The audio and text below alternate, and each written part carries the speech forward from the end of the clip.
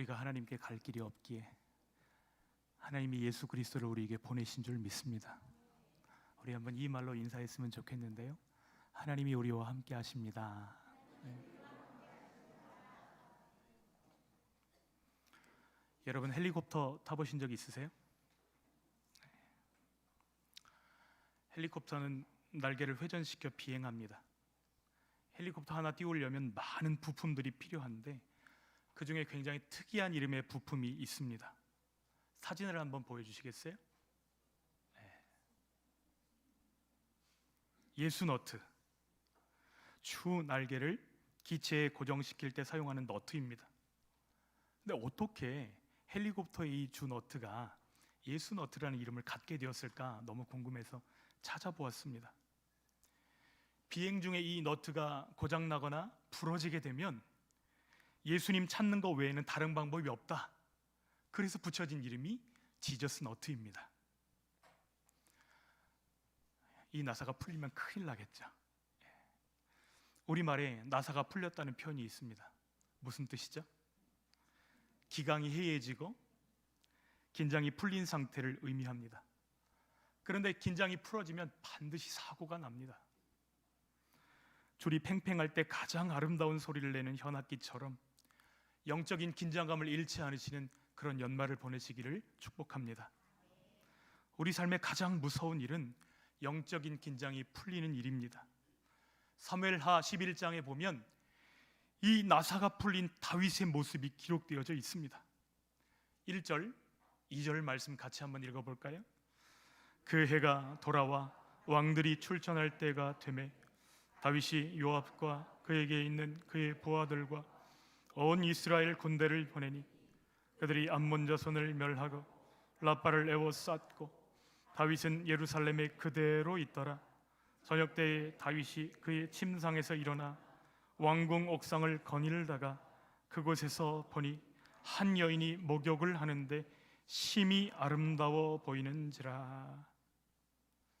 영적인 긴장감을 잃어버리면 자신이 있어야 될 자리가 어딘지를 알지 못합니다. 시험과 유혹이 와도 이것이 시험이구나, 이것이 유혹이구나, 그것을 분별하지 못합니다. 시선과 마음을 빼앗깁니다. 제 아무리 골리앗을 쓰러뜨린 용사라 할지라도 자기 자신에 걸려서 넘어지게 되는 것입니다. 기계에서 나사가 풀리면 이걸로 조이면 됩니다. 많이 보셨죠? 뭐라고 부르죠? 몽키 스패너. 그런데 우리 영혼이 영적인 나사가 풀리면 어떻게 조여야 될까요? 네? 그 대답, 그 비밀이 오늘 우리가 함께 읽은 말라기에 기록되어져 있습니다. 그 나를 의식하고 그 분을 의식하라 말씀하고 계십니다. 먼저는 그 나를 의식하라입니다. 오늘 우리가 읽은 그 짧은 본문에 그날, 그때라는 표현이 5번이나 반복해서 기록되어져 있습니다. 그날은 어떤 날이죠? 그날은 하나님이 정하신 날입니다. 크고 두려운 날이요, 용광로 같은 심판이 임하는 날입니다. 그런데 그 날에는 양면성이 있다고 말씀합니다. 같은 날인데 아주 다른 날이 될 것입니다. 어떤 사람들에게는 가슴을 치는 날이 될 것이지만 어떤 사람들에게는 손뼉을 치는 날이 될 것입니다. 어떤 사람들에게는 심판의 날이 될 것이지만 어떤 사람들에게는 구원의 날이 될 것입니다. 어떤 사람들은 불 앞에 살라지는 지푸라기처럼 될 것이지만 어떤 사람들은 묶임을 풀고 외양간에서 뛰쳐나온 송아지처럼 뛰며 기뻐할 것입니다. 우리 1절, 2절 말씀 같이 읽겠습니다. 만군의 여호와가 이르노라. 보라, 용광로 불같은 날이 이르리니 교만한 자와 악을 행하는 자는 다 지푸라기 같을 것이라.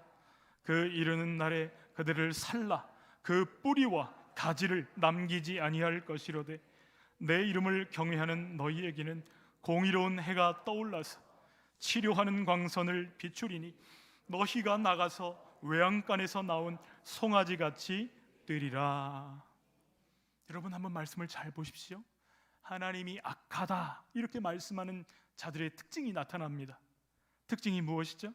그들은 교만합니다. 악을 행합니다. 하나님께 도전합니다. 그들이 무슨 말로 하나님께 대적하였는지 하나님은 그들이 했던 말을 녹음기로 녹음했다가 재생하듯이 말씀하십니다. 들려주십니다. 13절 말씀도 함께 읽겠습니다. 여호와가 이르노라 너희가 완악한 말로 나를 대적하고도 이르기를 우리가 무슨 말로 주를 대적하였나이까 하는도다. 여러분, 유다 백성들이 하나님께 대적하며 하나님께 달려들고 있는 이유가 무엇이죠? 그들의 영적 근시 때문입니다. 여러분, 근시가 무엇이죠? 무엇이 잘 보이는 게 근시예요? 가까운 것은 잘 보이고 먼 것은 안 보이는 것이 근시입니다. 그죠? 뿌옇게 보입니다. 멀리 있는 것들은 다 뿌예요. 최근에 제가 안경을 다시 맞췄습니다. 렌즈를 다시 맞췄는데 화면에 글씨가 보이지가 않는 거예요. 그래서 안경을 맞추는데 근시가 진행되고 있다는 것입니다. 가까이 있는 건 잘 보입니다. 안경을 벗어도 가까이 있는 건 더 잘 보여요. 근시입니다. 그런데 유다 백성들의 상태가 영적 근시에 빠져 있었다는 것이죠. 영원한 것이 보이지 않습니다. 천국도 보이지 않습니다. 죽음도 보이지 않습니다. 하나님도 잘 안 보입니다. 그저 뿌옇게 뭔가 있는 것 같기는 한데 안 보이니까, 보이지 않으니까 없는 것처럼 사는 것이죠. 그저 눈앞에 보이는 것만 따라가니 현세적이고, 그리고 세상 가치에 동화되어서 살아갑니다. 영적 근시에 빠진 사람은 이런 증상들이 나타나는데요. 첫 번째, 자꾸 남과 비교합니다. 남이 가진 것은 부럽고 내가 못 가진 것은 속상합니다. 특히 불의한 사람이 득세하고 악한 사람이 건강하고 그의 사업이 잘 되는 것을 보면 헷갈리기 시작합니다. 하나님께서 내 사랑, 내 기도, 내 헌신에 대해서는 침묵하시는 것처럼 느낍니다. 그 시간이 길어지면 길어질수록 하나님을 오해하고 하나님께 실망하고 분노합니다. 기도해도 소용없다고 믿습니다. 중심을 잃어버리고 스스로 주저앉아 버립니다. 이것이 영적 근시에 빠진 사람들의 특징입니다. 그런데 말라기 선지자가 사역했던 시대의 유다 백성들이 꼭 이와 같았다는 것입니다. 하나님을 섬기는 일에 열정이 없습니다. 병든 재물을 하나님께 드립니다.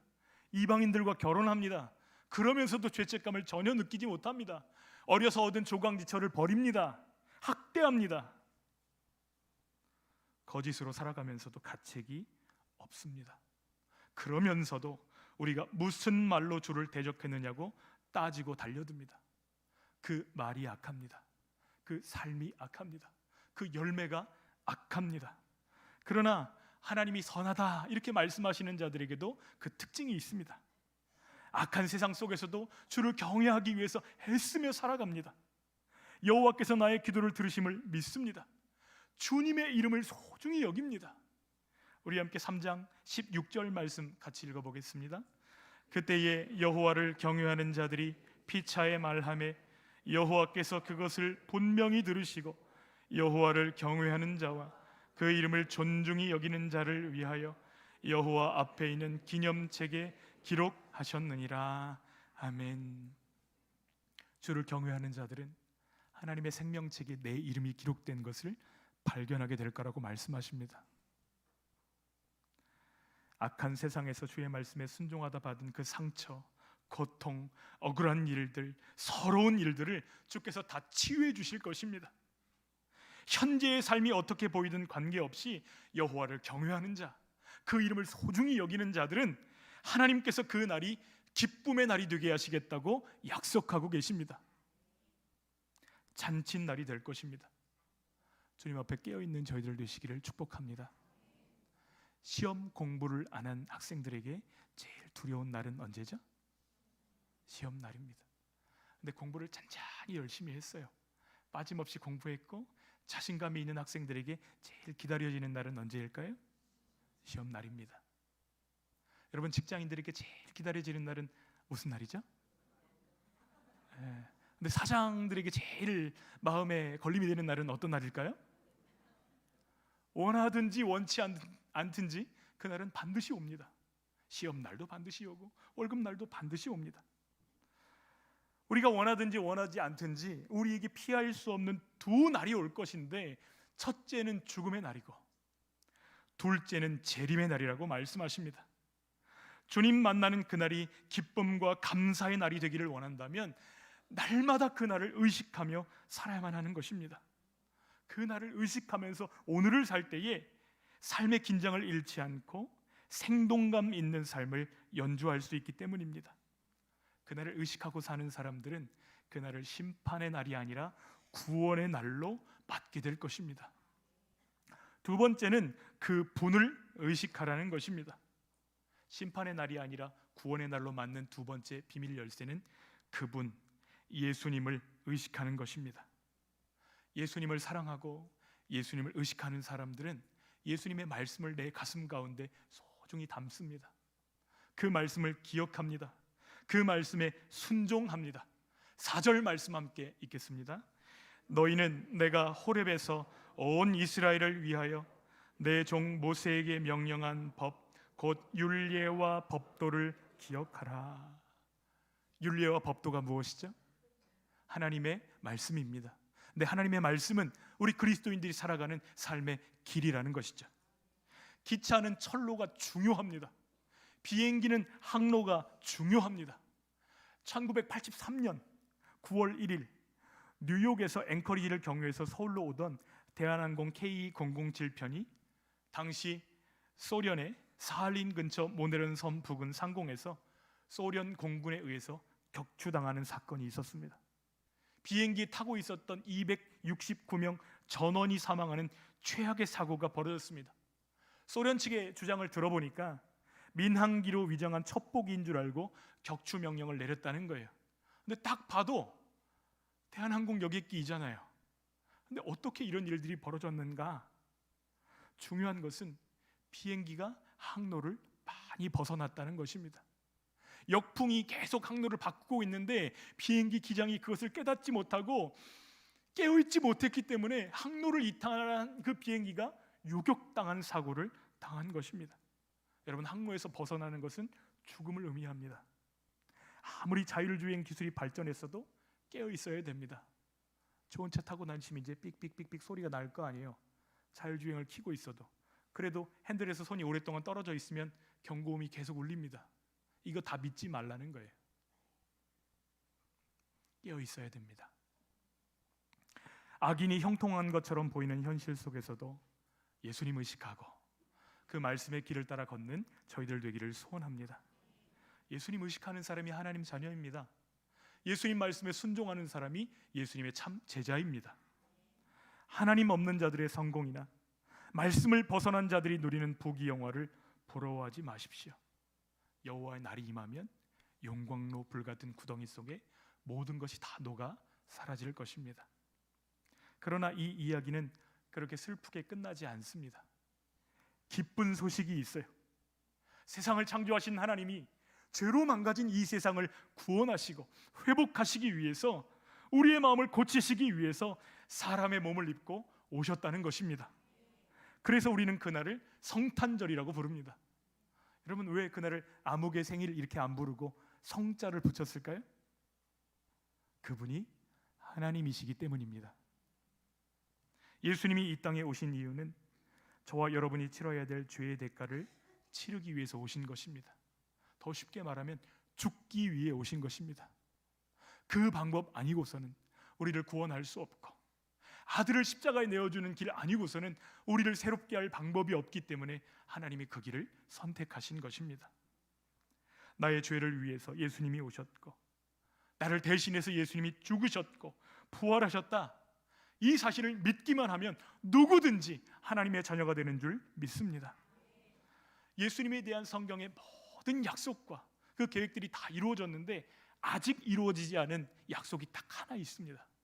무슨 약속이냐면 그분이 다시 오신다는 약속입니다.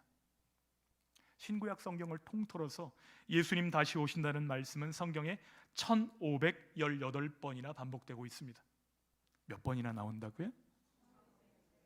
신약 성경에만 300번 나옵니다. 거의 13절 건너서 한 번씩 그분이 오신다, 그분이 오신다, 반드시 오신다, 확실히 오신다, 이거 반복하고 있어요. 왜 이렇게 반복하는 것이죠? 그 일이 너무나 확실하기 때문에 지금 세상에 이루어지는 일들을 보면서 헷갈리지 말고 흔들리지 말고 그 날을 바라보면서 깨어있으라고 말씀하시는 것입니다. 하나님이 오늘 우리에게 주신 그 기회를 낭비하지 않기 위해서 그 날을 바라보라는 것입니다. 재림의 가장 중요한 의미는 완성입니다. 죄로 망가졌던 이 세상을 완성하시는 일이 재림의 목적입니다. 이 일을 위한 예수님의 사역은 이미 시작되었습니다. 예수님의 초림, 첫 번째 성탄과 함께 그 일은 시작되었고 아직 완성되지 않았습니다. 언제 완성될까요?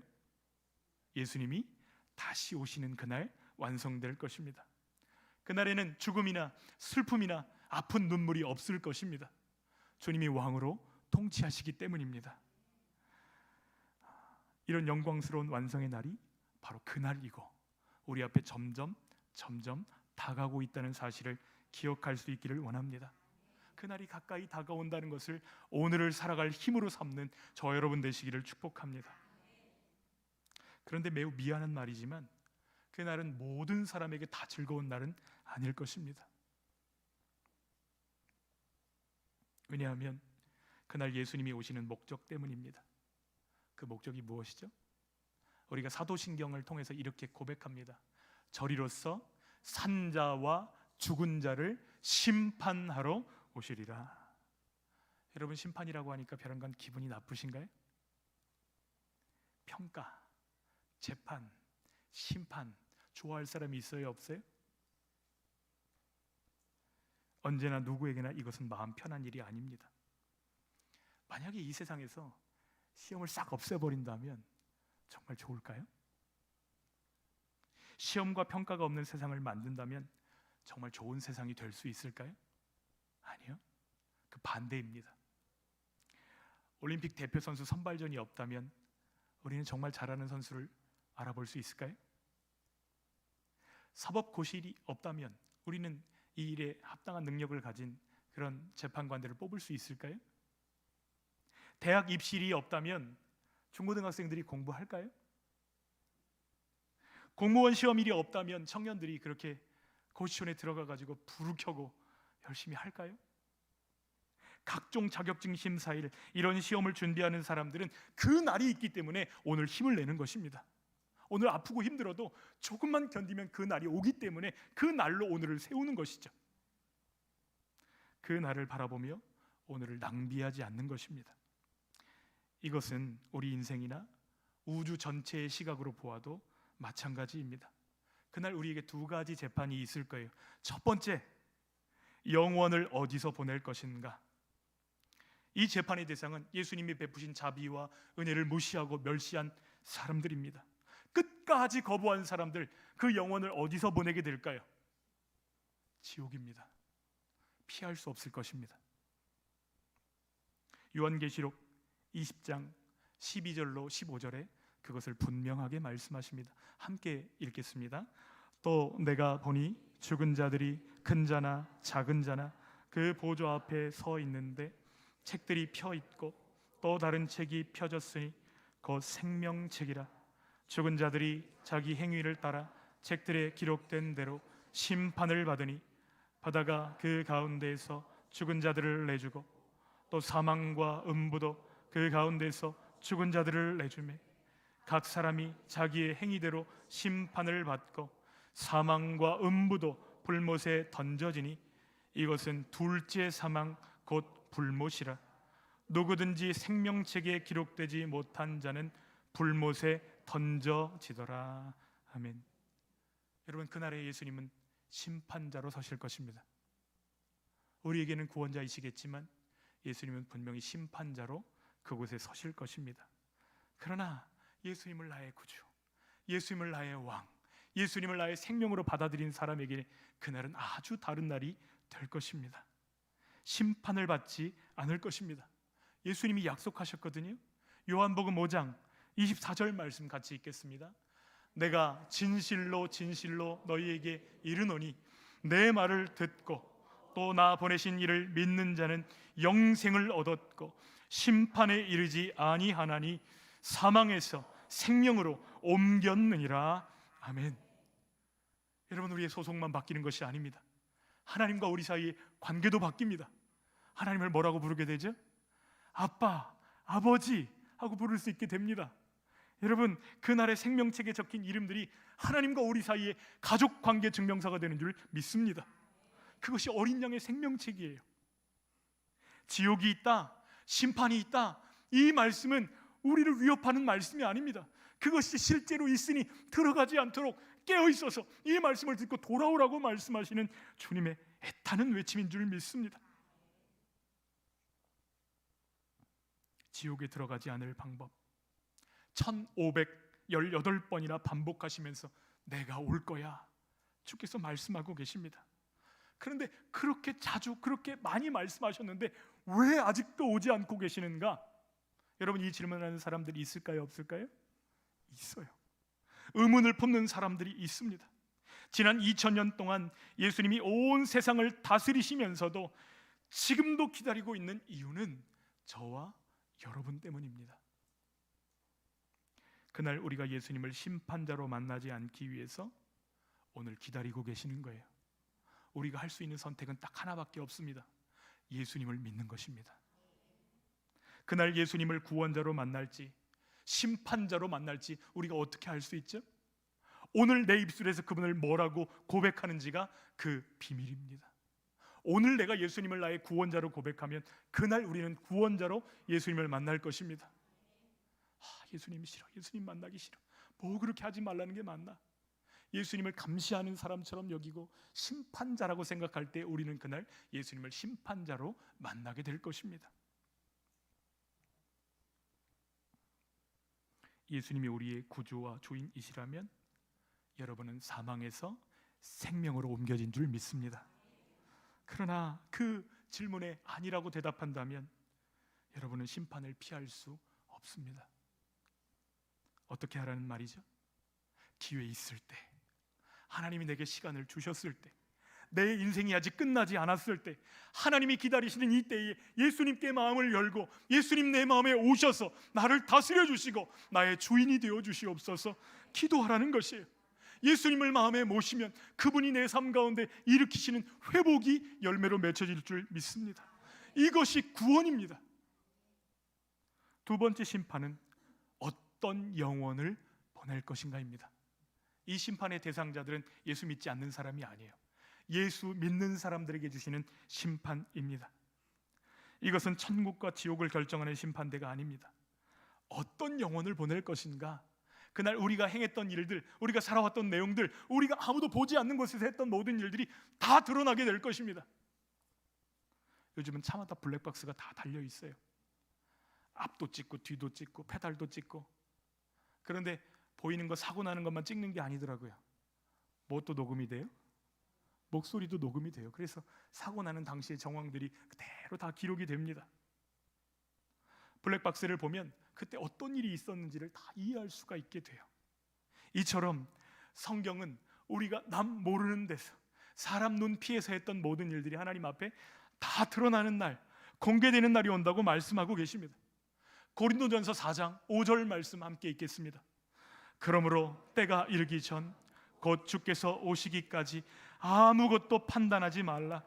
그가 어둠에 감추인 것들을 드러내고 마음의 뜻을 나타내시리니 그때에 각 사람에게 하나님으로부터 칭찬이 있으리라.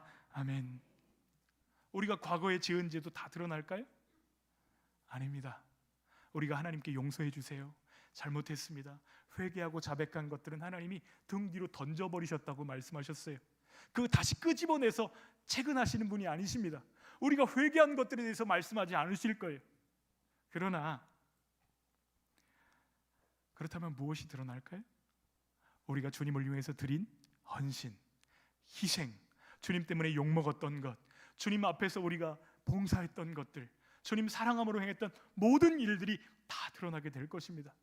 그리고 각 사람에게 칭찬이 있으리라 말씀하십니다. 상을 받는 것이죠. 예수님을 거절한 사람이 심판받았던 그 심판대가 우리 믿는 자들에게는 시상대가 될 것입니다. 이제 말씀을 정리하겠습니다. 예수님이 다시 오시는 날 우주의 역사는 끝이 나게 될 것입니다. 그런데 왜 그날이 오지 않는 것처럼 느껴질까요? 주님이 우리에게 두 가지 기회를 주셨기 때문입니다. 첫 번째, 예수님을 아직 모르는 사람들이 이 복음을 듣고 믿을 수 있는 기회입니다. 두 번째, 믿는 사람들에게 우리에게 사명을 맡겨주시고 이 사명을 잘 감당함으로 하나님께 상 받을 수 있는, 사명을 성취할 수 있는 기회를 주셨기 때문입니다.